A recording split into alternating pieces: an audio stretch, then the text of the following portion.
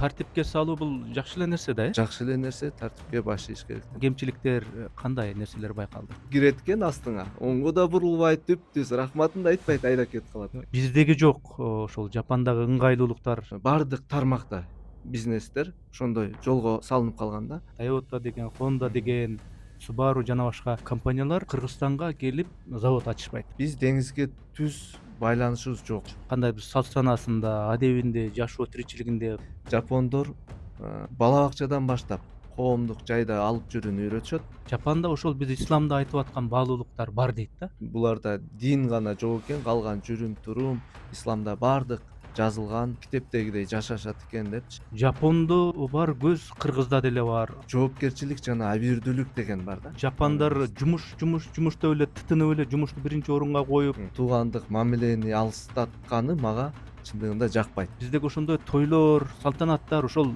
кандай? Жаш балдар, окуучу балдар малды карайт, койду кайтарат. Ошол иштеп тапкан акчаны биз тойго чачып салабыз.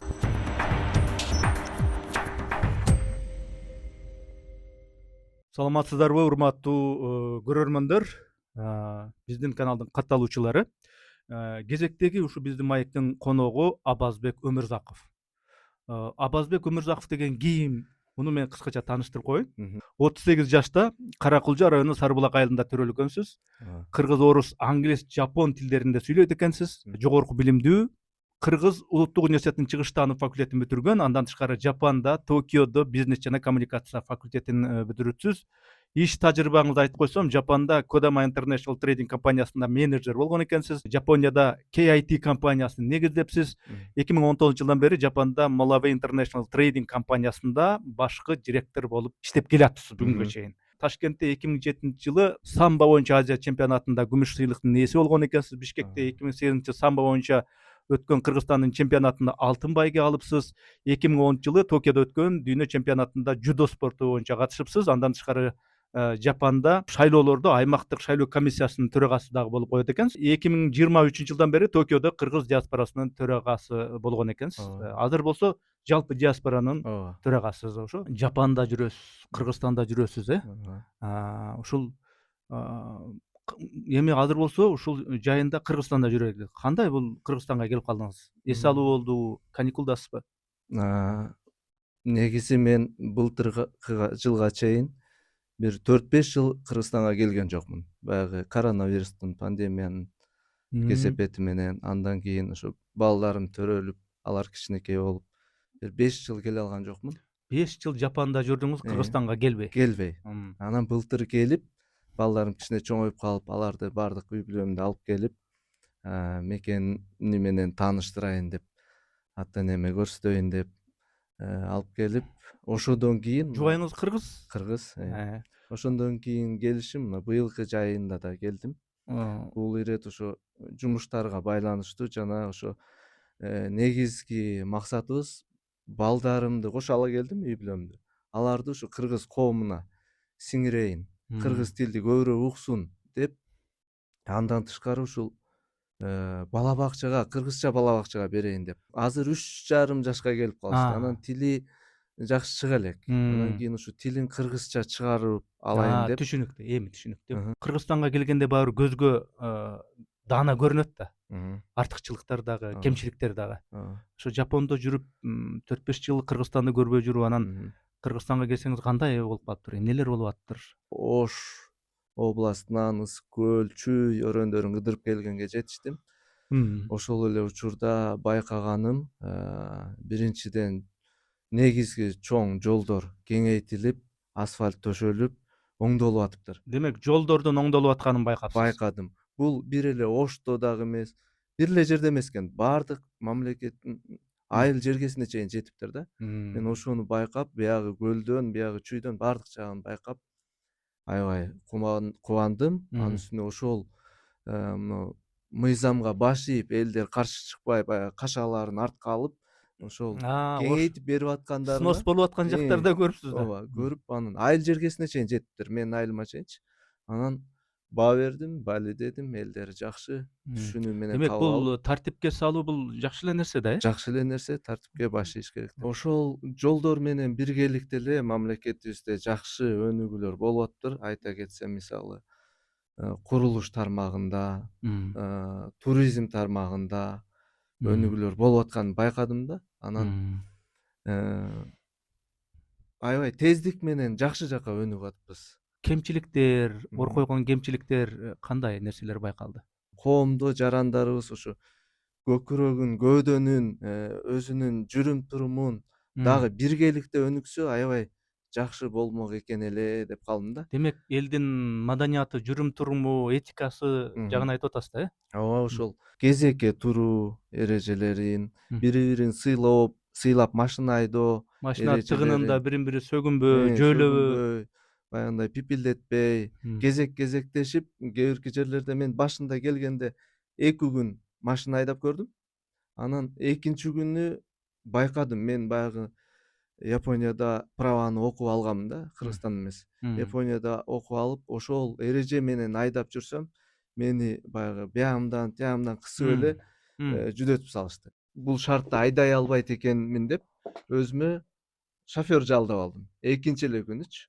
Анткени баягы оңго бурулуп кетейин деп туруп эле кирет экен астыңа. Оңго да бурулбайт, түп-түз рахматын да айтпайт, айдап кетип калат. Кемчиликтерди байкап, бири-бирин сыйлоо, кезек күтүп айдап машиналардычы, ушул жактары жетишпейт экен коомдук жайларда деп ойлодум. Анан мекенибизде башка жакшы өнүгүүлөр менен бирге ушул маданиятыбыз, адебибиз чогуу өнүксө жакшы эле болчу да, болчу да.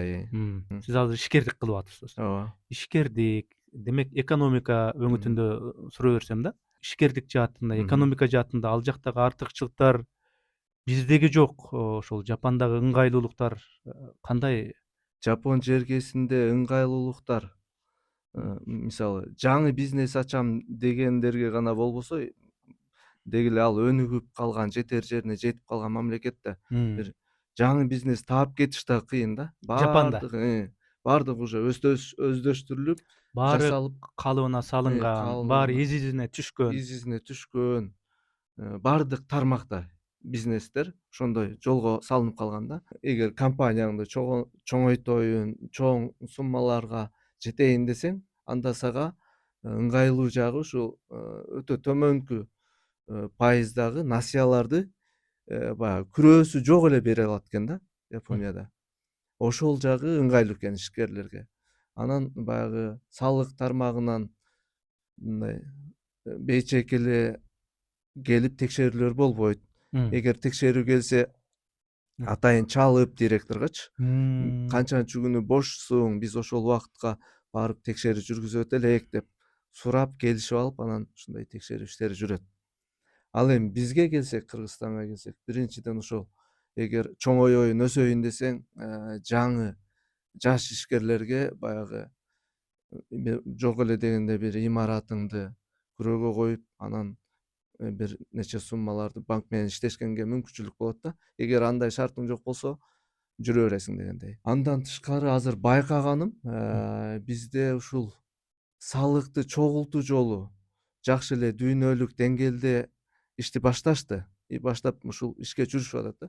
Бирок ошентсе дагы түшүндүрүү иштери жакшы жүрбөгөндөй, өзү негизи баардык кызматкер салыктарды төлөш керек да. Анан кандайдыр бир жерлерин дагы деле мындай жолун таап жашырынып аткандарын сездим да. Ошого биз мамлекеттик деңгээлде ишкерлерге түшүндүрүү иштерин жүргүзүп, баардыгы ушу салык төлөөгө милдеттүү кылып, аларды түшүндүрүп, түшүндүрүү иш чараларын жүргүзсөк, биз мамлекетибизге жакшы салыктарды чогултуп, дүйнөлүк аренага мындай күчтүү мамлекет түптөсөк болот деп ойлойм. Сиз эми ошол жерде бир топ компанияларда иштепсиз, ошол чөйрөнү көрүпсүз. Эмне үчүн ошол Жапондун жанагы, мисалы үчүн, автомобиль компаниялары, жана Toyota деген, Honda деген, Subaru жана башка, ушул компаниялар Кыргызстанга келип завод ачышпайт? Биринчиден биз чакан мамлекетпиз. Ал чакан мамлекетте 7 миллион эле калк бар да. Анан бул жапондор бир өлкөгө инвестор болуп кирерден мурда алардын мисалы кандай мамлекет экенин, канча адам жашайт экенин изилдешет.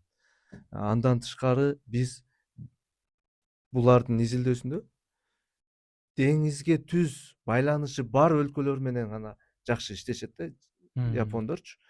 Биз деңизге түз байланышыбыз жок. Түз учактарыбыз да жок. Логистика жагынан да туура келбейбиз и адамдык саныбыздан да туура келбейбиз.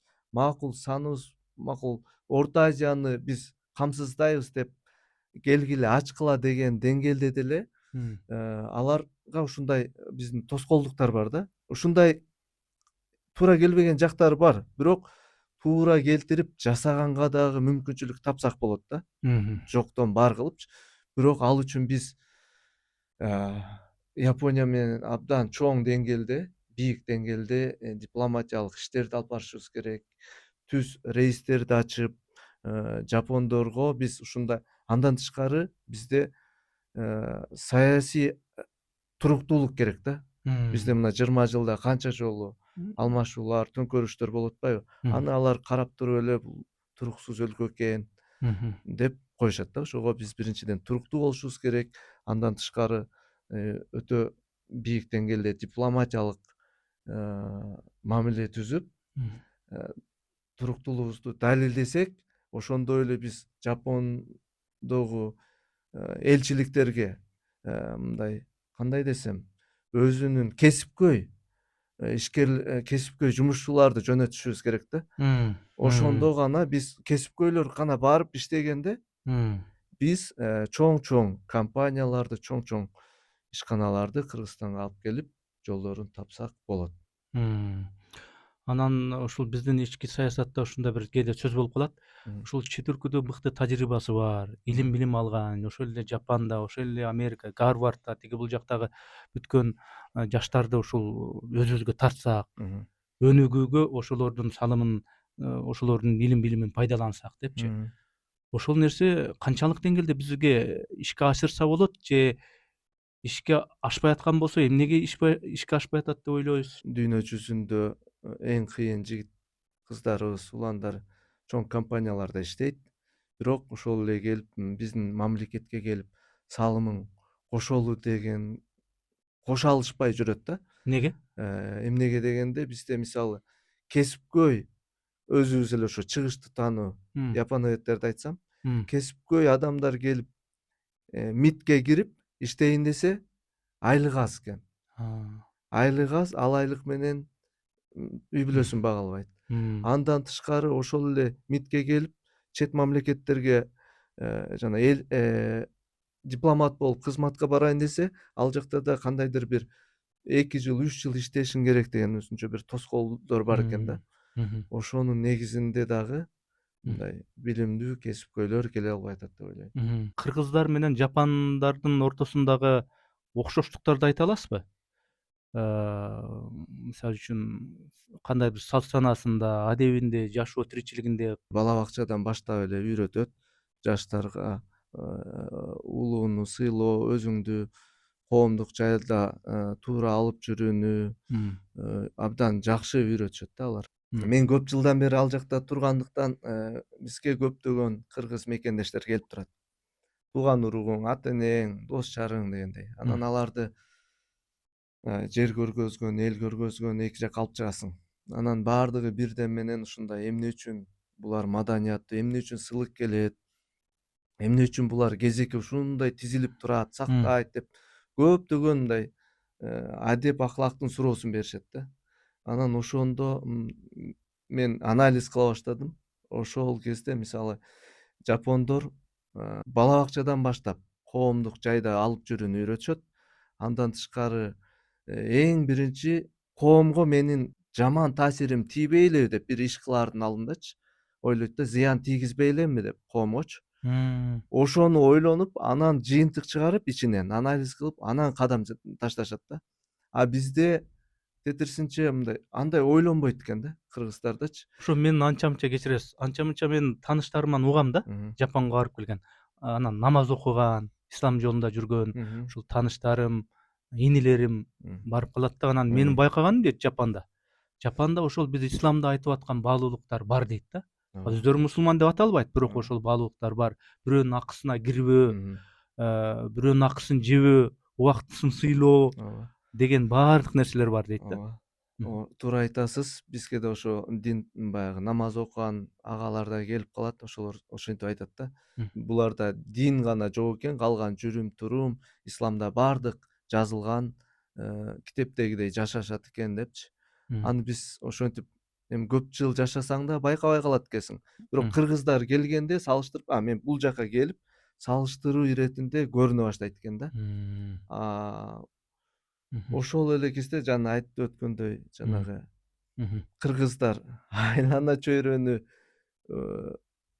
гө зыяным тийбей элеби, айланамдагы адамдарга зыяным тийбей элеби деп коомдогу жүрүм турумубузду мындай кезектешип, сен өтө кал, сенден кийин мен боло калайын деген мындай бири бирин сыйлоо адебибиз, мына өзүбүз мусулманбыз деп улууну урматта, кичини ызатта деген биз исламды кабыл алган улут катары бири бирибизди мындай япондорго салыштырганда сыйлай албайбыз да, сөздүн ачыгы.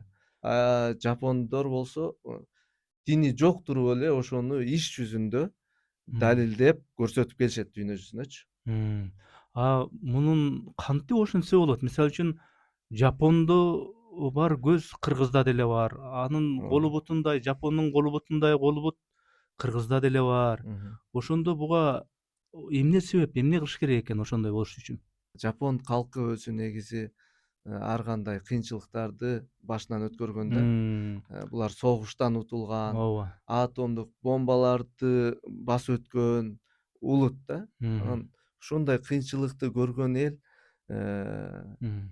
согуштан кийин өтө катаал тартип менен, катаал тарбия менен чоңоюп, мамлекетибизди өстүрөбүз деген деңгээлде булар өтө катуу иштешкен да. Демек, мамлекетчилдик, мекенчилдик сезим күчтүү. Мекенчилдик сезими күчтүү болуп, мамлекетти мекенин бутка тургузабыз деп жанагындай өндүрүштөрдү, заводдорду ачып өтө катуу иштегенде, буларда биринчи орунда жоопкерчилик жана абийирдүүлүк деген бар да. Жумушуңа 8-де келесиң, 12-ден 1-ге чейин түшкү тамакка чыгасың, 5-те кетесиң. Бул жоопкерчилик. Кечикпей келип, кечикпей кетесиң. Бирок ошол учурда сен 8 саатта өзүңдүн абийириңдин алдында кандай иш жасадың? Ошол иштеп аткан компанияңа пайда алып келдиңби? Ал компанияң жалпы мамлекетке пайда алып келип атабы деген мындай абийиринин алдында таза өзү менен өзү сүйлөшөт да булар. Ошонун негизинде деле ошондой тарбиядан келип, коомдо дагы өздөрүнүн алып жүрүм туруму жоопкерчилик менен абийирдүүлүккө байланган да. Менин сезгенимдечи. Ар бир жапон ошо абийиринин алдында айлана чөйрөгө зыян келтирген жокмун деген мындай жүрөгүндө ар дайым сакталып жүргөндөй сезем да. Жапон элинин жалпы мүнөзүн айттыңыз да, эмичи? Мгм. Кандай сиздин көңүлүңүздү мындай түпөйүл кылган, ушундай кандай болсун, мен ушу таң калдым. Бизде андай нерсе жокпу, Жапондордо бар экен деген сыяктуу мындай Мгм. кандай кемчилик жактарын көрдүңүз? Тууганчылдык жагынан алысыраак Мгм. алысырап кетишет экен да. Жеке жашоо, Жеке индивидуализм. жеке жашоосунда тууганчылдык жактан алыстап, анан булардын биринчи орунга койгону карьера, жумушун биринчи орунга коюшат экен. Үй бүлөсүн эмес, тууган уругун эмес, биринчи кезекте жумушун, карьерасын коюп, андан кийин анан үй бүлөсүн, тууган уругуна баягындай мындай жакындоочу. Эми ошондо Аны жапондар жумуш деп эле тытынып эле жумушту биринчи орунга коюп, Мгм. анан жашоонун мааниси, бул жашоонун мазмуну дегенде кандай болуп калат? Бул жакшыбы же жаманбы сиздин оюңузча? Ушул азыркы айтып өткөндөй жумуш деп жүрүп эле жашоонун маңызын унутуп, жапондор туугандык мамилени алыстатканы мага чындыгында жакпайт. Жакпайт да. Ушул жагынан булар аксагандай сезилет. бирок ошол эле жумуш деп мекенчилдик, жумушка болгон жоопкерчиликтин негизинде бирок мамлекет өнүгүп атат да бир жагынан, ооба. Бир жагынан караганда булар ошо жумушка берилип кеткендигинин негизинде булар салык көп төлөйт, көп мамлекетке пайда алып келгендиктен мамлекети мына дүйнө жүзүндө эң өнүккөн мамлекеттердин катарында турат. Сиз эми ошол Жапондогу жумуш деген ошо жумуш деп тытынып аткан өлкөдөн буяка келдиңиз. Карасаңыз эле Кыргызстанда ресторанда, кафелер, элдер тойлоп, той берип, тойлордун түрлөрү бар. Ошолорду карасаңыз биздеги ошондой тойлор, салтанаттар ошол кандай жакшы эле нерсе бекен? Ооба, мен дагы ошо келген сайын тойлорго катышам, чакыруулар тынбай болот. Анан тиги Жапондо жашап жүрүп чакырууларга, тойлорго, ресторандарга барып уже чарчап калат экенсиң да. Биздечи Кыргызстанда. Андан кийин өзүмдүн деле ата энем, тууган уруктарым той өткөзөт, анан ушу тойду кыскартпайлыбы дейсиң да. Мен эми Ооба. тойду кыскартпайлыбы, азайталы, ашыкча чыгымды азайталы десең, бизде ушу бир эле сөздү айтат экен, элден бата алыш керек. Бата менен элсиң дегенде эле Жамгыр менен жер көгөрөт дегенди айтабы. ооба, жамгыр менен жер көгөрөт, бата менен эл көгөрөт деген сөздү айтканда эле мен мындай токтоп калып аттым да. Башка каршы чыга албайчы. Биз тойго берилип кетип, тиги окуучу балдардын, өзүбүздүн жаштардын билимине инвестиция кылгандын ордуна биз башка нукка түшүп алгандай сездим да. Анткени мен ошол эле көптөгөн айыл жергелерине чейин мындай спорт тарабынан болобу, башка жагынан колдоо көрсөтүп калган учурларым болот да. Анан айылга да барып калып, анан байкайсың, ушул жаштарыбыз кичине ушу билимден аксагандай сезилет да. Демек, той ашка акча табылат, жаштардын, окуучулардын билим алып, мыкты билимге ээ кылайын дегенде акча тойго кетип калат. Тойго кетип калат экен да. Мындай карасаң, өзүм деле кичинекей чагымда кой кайтарып, жылкы минип, айылда эле жайлоого чыгып чоңойгонмун да. Анан мындай карап, биз ушул болбосо ушул жаш балдар, окуучу балдар ошол малды карайт, койду кайтарат, ошол иштеп тапкан акчаны биз тойго чачып салабыз да.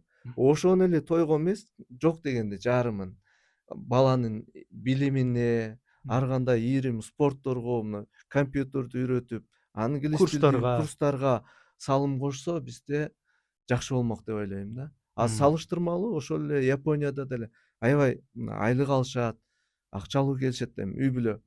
Алар тойго коротпойт, бирок ошол кирешесин балдарына бир күн пианиного алып барат, бир күн дзюдого алып барат, бир күн суу сүзгөнгө алып барат. Англис тил эч мындай тындырбайт балдарынчы жапондор.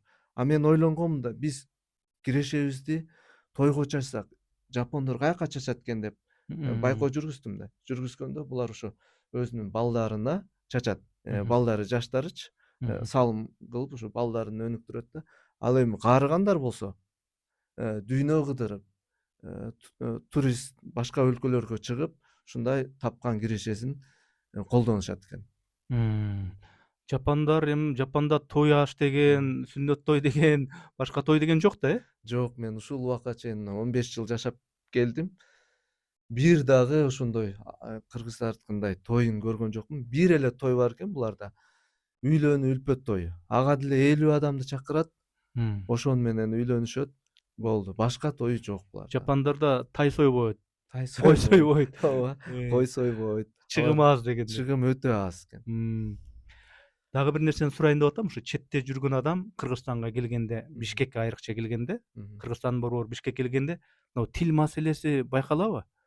Орусча сүйлөө, кыргызча сүйлөө, анткени бөлөк бөтөн эле адамдар кыргызча үйрөнөйүн деп, бөтөн улуттагы адамдар үйрөнөйүн десе, көпчүлүгү орусча сүйлөп туруп алат дешет да. Сизге ушул нерсе байкалабы? Башка жапон мындай коомунда жүрүп келсек эле ойлойсуң да, эми кыргыз тил, кыргыз коомуна киребиз деп. Айрыкча шаарга келгенде баардыгы орусча сүйлөшөт экен, жаштар көбүнчө. Орусча сүйлөшүп, кыргызча сүйлөсөң деле орусча жооп беришипчи. Анан ушундай өксүктөрүбүз бар экен. Буну көрүп албетте капаланасың. Ошондой болуп калганын себебин жакында эле парламенттеги бир депутатыбыз айтты да, өзүнүн жеке көз карашын айтты. Мен муну жаман жакшы деп айтпайм. Мындай адегенде кыргызча үйрөнгөнгө шарттар түзүлсө, мультфильмдер которулса, фильмдер которулса, анан кийин ошондо биз кыргызча сүйлөйт элек да дегендей пикирин айтты да. Мен бул ойго каршымын.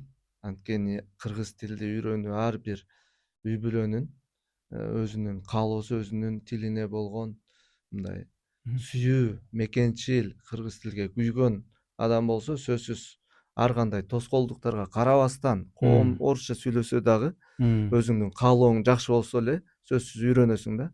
Буга далилдер бар да. Мисалы, бизде жумушта жапон кыз иштейт. Японияда биздин компанияда жапон кыз кыргызча суудай билет. Биякка келип баягы иштеп кеткен да. Ал 3 айда эле үйрөнүп алыптыр кыргызча. Анан каалоосу эле эмне үчүн үйрөнүү? Мен кааладым, үйрөндүм дейт. Демек жанагындай депутат айткандай кыргызча мультфильмдерди которгула, фильмдерди, сериалдарды которгула дебестен эле өзү эле каалоо бар экен, үйрөнүп алды. Каалоо эле болсо баардыгын үйрөнсө болот да. Каалоо керек эң негизгиси. Анан сиз жана сөзүңүздүн арасында мындай мекенчилдик деп эдиңизби? Мекенчилдик, патриотизм деген түшүнүк жөнүндө сурайын деп атам. Жапонда кандай ушул нерсе? Бизде мисалы үчүн белгилүү бир кырдаалдарда кыргыздар патриот болушубуз керек, патриотизм, мен патриотмун деп ушундай түшүнүк чыгышат да. Козголуп элечи. Жапонда ушул патриотизм түшүнүгү кандай кабыл алынат коомдо? Жапондордун коомунда кыргыздардай болуп мындай машиналарына флагтарды илип алып же көтөрүп алып укмуш митингдерге чыгып, биз манастын урпагыбыз, калпак күнү калпактарды кийип, калпакты кийип, биз мындай чоң каганат болгонбуз деп мактанып, ушундай аша эле мактана беришпейт да. Алардын патриотизми өзүнүн ичинде гана. Булар деле өзү мактанат.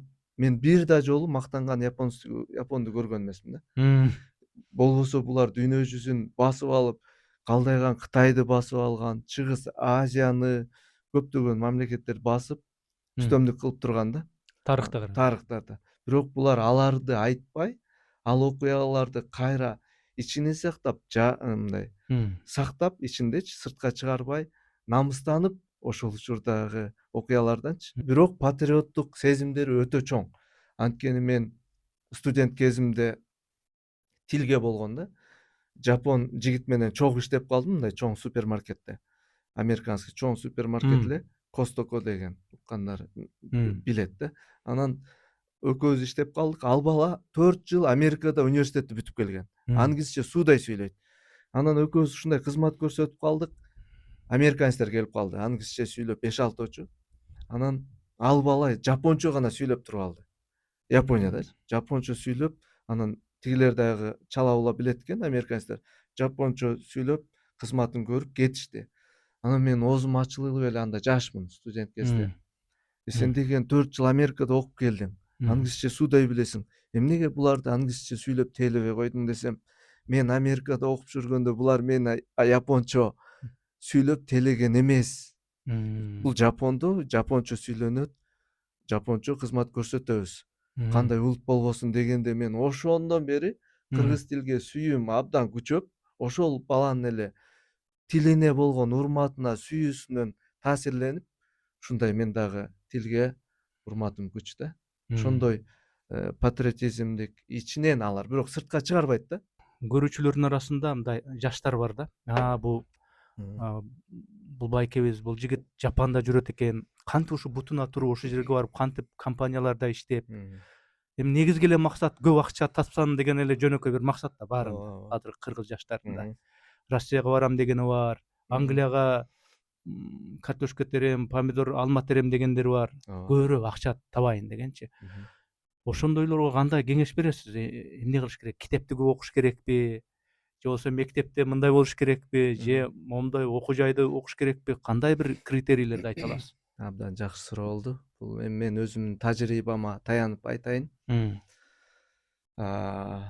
Биринчиден туура айтасыз, кыргыз жаштары бат эле тез убакыттын ичинде эле 1 жылда эле ийгиликтүү инсан же бир миллионер болуп кеткиси келишет да. Үй салып, машинелерди Үй алып, салып, айылга машина алып, барса. ооба. Андан кийин депутат болом депчи. Бат эле 1 жылда бутуна туруп кетейин, тигинтип кетейин дейт. Бирок мен ошол жаштарга айтар элем да. Биринчи өзүңөр сүйгөн кесипти тандап, анын бүтүп, билим алыш керек да. Билим гана ийгиликтүү, жакшы эрежеге жеткирет да. Билим алып, анын ошол тармакта ишке кирип, бир кандайдыр бир ишканага киреби же мамлекеттик кызматка киреби, бирок ошол жерде сөзсүз бир 3 жыл иштеш керек да. Тажрыйба топтоп. Тажрыйба топтоп, 3 жыл тажрыйба топтоп, андан кийин жеке ишкана болсо, андан кийин бөлүнүп да кетсе болот, же болбосо мамлекеттик деңгээлде тепкич менен көтөрүлүп кетсе да болот да. Бул бир жагы. Экинчи жагы, бул тажрыйбама таянсам, эгер ишкер болом, ийгиликтүү адам болом десе, бир мындай жазылбаган эрежелерби, менин өзүмдүн тажрыйбамдан биринчиден жаштар намустуу болуш керек, туруктуу болуш керек, убадага бекем, сөзүнө турган, ишенимдүү, анан жанагы эле жоопкерчилик жана абийирдүүлүк мүнөзүн түптөш керек да. Ушул мүнөздөр адамда болсо, сөзсүз ишенимдүү адамга айланат да. Качан адам ишенимдүү болгондо, ал адамдын жолу ачылат, иши жүрөт. Ошондо ишенимдүү инсандар ишенимдүү адамдарга суусап жүргөнүн көрүп атабыз да. Ошондо ишенимдүү адам болуп калыптан түптөлгөндөн кийин баягындай чоң ийгиликтүү иштер өзү эле ачыла баштайт экен да. Өзү эле сенин артыңан кубалап жүрүп иштешели деп калышат. Биздин жаштар көбүнчө мындай туруксуз экен, кыргыз жаштары. Демек конкреттүү максаты деле жок да андачы. Максаты жанагы эле 1 жылда эле миллионер болуш керек же 1 жылда бир жакшы жыйынтыкка жетиш керек дегенчи. Туруксуз мамиле кылгандыктан баягы кыргызда макал барго, 2 тоннун чөбүн эңсеген теке арам өлтүр деген. Ошол сыяктуу болуп, жаштарыбыз бир туруктуулукка багыт алса деген менде ой, тилек, каалоолор бар. Мектепте окуп жүргөн кезиңизде бир далай китептерди окудуңуз, предметтик китептерди, андан башка көркөм китептерди, өнүгүү өсүү боюнча мотивациялык китептерди окугандырсыз. Андан сырткары жогорку окуу жайында окудуңуз, студент болдуңуз, анда да китептерди окудуңуз. Мындайча айтканда теорияны окудуңуз. Азыр болсо сиз практикалык турмушта жашап атасыз. Теория менен практика эки башка болуп чыккан ушундай учурлар болобу экен же ошо китептегидей эле экен турмуш? Кандай экен? Жок, китептегидей болбойт. Андай эмес бекен? Андай эмес. Анткени ошо мен дагы окуган учурларым артка кайрылып карасам, кантип окуп азыр ушуга башым жетпей атат деп ойлонуп калган учурларда. Көрсө бизде Кыргызстанда жаттама окуйт экенбиз да. Баа алыш үчүн эле жаттап барып эжекеге айтып берип, сабактан баа алып бүтөт, андан кийинки бат эле унутуп калмай да. Анан мен ошо жаштыгымды эстесем, көрсө, мен жаттап эле баа алып, жаттап эле көрсө ошол жаттаган энергияны өзүмө шыгыма жараша бир конкреттүү бир багытка колдонгондо анда эки эсе түшүмдүү болмок дейм. Эки эсе батыраак ийгилик жаратылмак да. Ошон үчүн мындай албетте баардыгы эле дебейм, предметтер. Ооба. Эми кээ бирки учурларда азыр ошо жаштарга айтат элем, баа үчүн жаттап барып окубагыла. Өзүңөргө сиңирип, кабыл алып, өмүр бою эстен чыкпагандай окуп үйрөнүш керек экен да. Сабакта да, мектепте дагычы. Ошол. Мен эми ушу маегибиз соңуна чыкты. Мен берейин деген суроолорум берип бүттүм. Биринчиден атайын чакырганыңызга терең ыраазычылык билдирем. Андан тышкары жалпы мекендештерге баардыгыңыздарга ден соолук айтмакчымын. Андан тышкары мамлекетибиз менен биргеликте өзүбүздүн адеп акылакыбызды тең алып өссөк, биз абдан жакшы улут болчудайбыз деп ойлоп жатам. Мен дагы ошондой үмүттөмүн. Рахмат берген суроолорума өзүңүздүн чын дилден чыккан ушу жоопторуңузга мен ыраазычылык билдирем. Жапанда жүрөсүзбү, Кыргызстанда жүрөсүзбү, ишиңизде ийгилик болсун, үй бүлөңүзгө тынччылык болсун. Рахмат чоң.